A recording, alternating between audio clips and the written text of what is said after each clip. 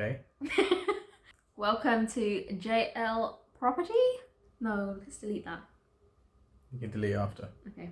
Hi guys, in this video we're going to be talking about things you need to know when purchasing a house. It could also be a buy-to-let property. It might not just be your first house, it could be an investment too. So I want you to know this is not in any way professional advice, it's just our opinions based on our experience. Okay, so the first question is, do you need a broker? Which is a big question because a lot of people have asked me that, do I need a broker? And it's sort of yes and no. But it's more of a yes for the following reasons. If you have a broker, they give you a good overview of the whole market. And if they think you can't be accepted for a lender, they'll tell you that straight away from the beginning. That way, if you were to go by yourself and actually apply with that lender, they may reject you. And if they do, the next lender you go to apply with, they'll see that on your credit history that you failed to get a lender from somebody else. There was a few times that we were promised a certain rate, isn't it? Like 2.5%.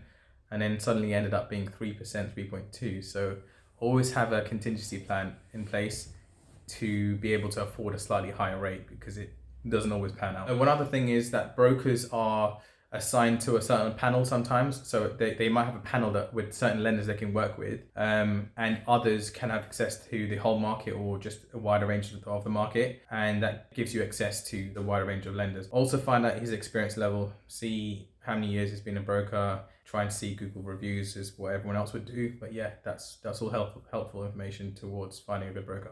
So the next question is how to book viewings efficiently. This is something that I took on board and dealt with mainly. To make life easier for me, what I did is I would collect all the houses I wanted to see and see who the agent was, and I would write the agent's name and the number and then write the list of houses that they were looking after. So when I call up, I literally just go through the whole list with them. I use an Excel sheet as well to list it down, and also done a map in terms of, say I get one viewing at North Nottingham. Yeah, and then a bit further down South and I'll see the distance in between, and then I'll make a judgment on how much time we should give for each appointment and how long it will take to get there. When you're booking your appointments, take that into consideration as well.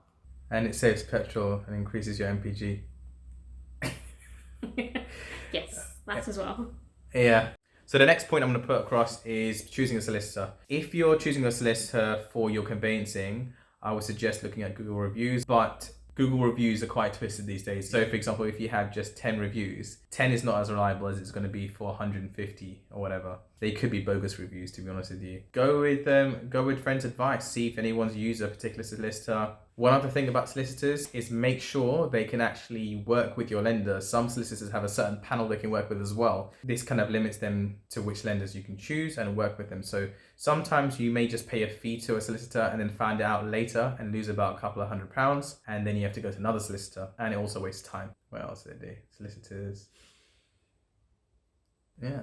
So another thing that you may need to consider is, what will the lender ask you? They will review your income within the last 6 months or even sometimes 12 months. Yeah. They also look at your existing portfolio and also look at in-depth information about your monthly affordance. Another thing that you need to consider is if you have any missed payments, this can actually affect you for up to 5 years.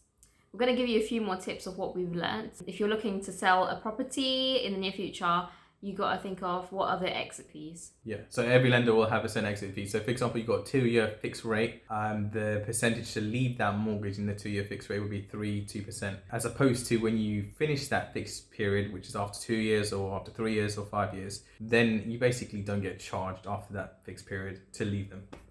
Okay, so that's the end of the video. If you feel like we haven't answered any questions that you might have, please ask, just comment below. And we'd appreciate it if you like and subscribe. And we want to wish you a Merry Christmas and a Happy New Year. Shall I put it in?